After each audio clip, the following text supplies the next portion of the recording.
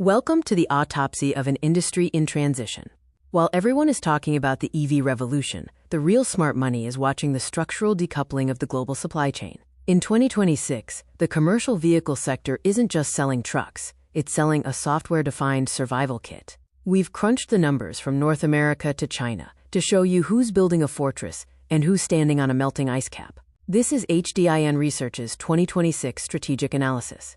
Let's start with the holy grail of efficiency. PACCAR is currently generating $1.1 million in revenue per employee. To put that in perspective, that's enough to buy a fleet of 10 luxury sedans for every single person on their payroll. Every single year. This isn't just a good year. It's a structural moat that legacy giants like Stellantis can only dream of. In a world of rising labor costs, being this lean is like having a superpower while everyone else is wearing lead boots. The industry is stuck in a classic McKinsey complication. Everyone wants green trucks, but no one wants to pay for the charging stations. The question isn't about the technology, it's about the ROI. Our answer for 2026? Servitization. If you aren't making money while the truck is parked, you aren't in the game. It's like the razor blade business model, but the razor is a 40-ton semi, and the blades are software subscriptions. What makes a truck company unkillable? It's the RBV logic. Look at FAW. They have a service station every 48 kilometers. That's a physical network so dense it's practically a geographical monopoly. It doesn't matter how fancy a startup's electric truck is if you can't fix it within a 1-hour drive. This isn't just service. It's an inimitable fortress built of brick, mortar, and grease.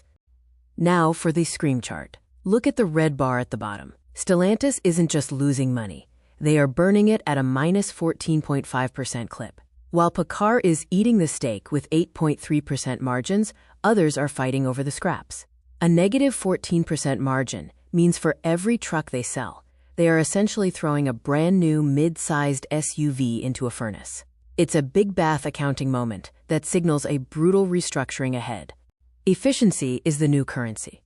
Volvo and Traton are doing okay at $500,000 per head, but they are carrying the weight of 100,000 employees. Managing a workforce that size in 2026 is like trying to turn an aircraft carrier in a swimming pool.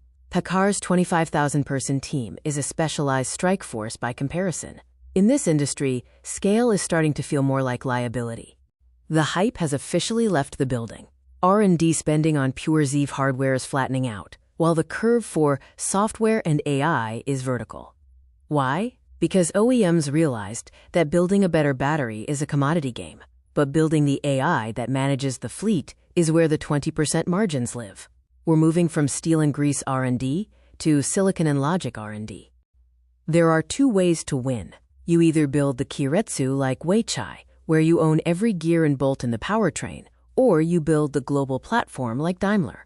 Weichai's model is an ironclad insurance policy against supply chain chaos. They are their own best customer. It's like owning the farm, the supermarket, and the kitchen. You never worry about the price of eggs. Here is the anti-intuitive truth. ICE is not dead. The industry has pivoted back to pragmatic engineering. We're seeing a 60-40th split, where internal combustion is being optimized to 53% thermal efficiency. Why? Because a 53% efficient diesel truck is a cash printing machine today, whereas a hydrogen truck is a maybe for 2035. This is the industry's bridge to the future. And that bridge is made of highly efficient carbon. Geopolitics is now a balance sheet item. Weichai is the ultimate global hedge. Nearly half their revenue comes from outside China. If one market sneezes, they don't catch a cold. PACCAR, on the other hand, is 75% married to North America. If the U.S. economy gets a hiccup, PACCAR feels it in their bones. Diversification in 2026 isn't just a strategy, it's survival gear.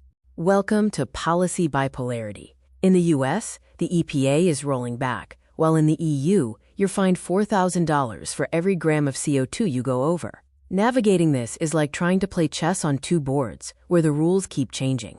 OEMs are now splitting their production lines, clean for Europe, lean for the US. It's expensive, it's chaotic, and it's the new reality of 2026. Watch out for the accounting minds. Stellantis' $25 billion impairment is a massive oops moment that suggests they were overvaluing their assets for years. Meanwhile, Sinotruk's 89% drop in operating cash flow tells us their customers are struggling to pay the bills. If the cash isn't hitting the bank, the revenue is just a fairy tale. Don't look at the top line, look at the cash quality. This is the most important chart for investors. PACCAR and Volvo get 30% of their money from parts and financing. That's sleep well at night money. It doesn't matter if the economy crashes and no one buys a new truck. People still need parts to keep the old ones running. Chinese OEMs like FAW are at 7%, meaning they are still vulnerable to the cyclical roller coaster. The goal? Get to 30% or get out. Who owns the heart of the truck? Weichai's vertical integration gives them an 18% margin because they don't pay a markup to anyone. PACCAR, surprisingly, buys 71% of their engines from Cummins. That's a massive slice of the profit pie they're handing over to someone else. If you want to own the margin, you have to own the metal. ESG isn't just for PR anymore, it's a revenue stream.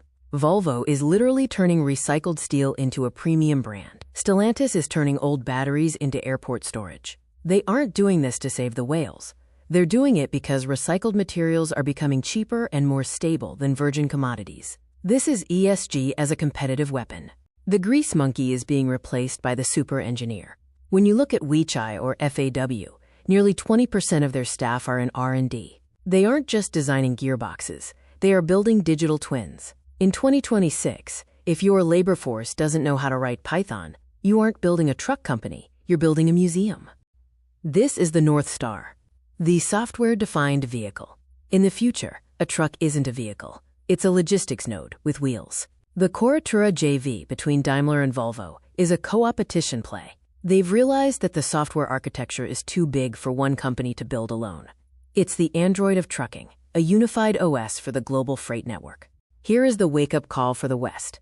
China's ZEV penetration is at 16%, while the West is struggling to stay above 2%.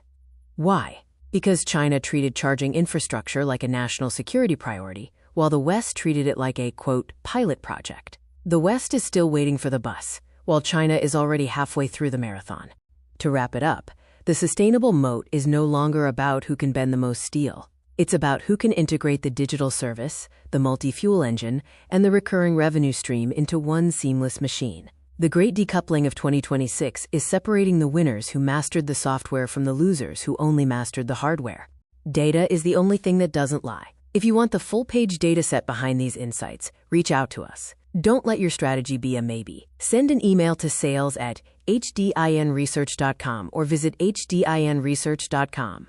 Subscribe to @HDIN230 for more no BS industrial analysis. See you in the next deep dive.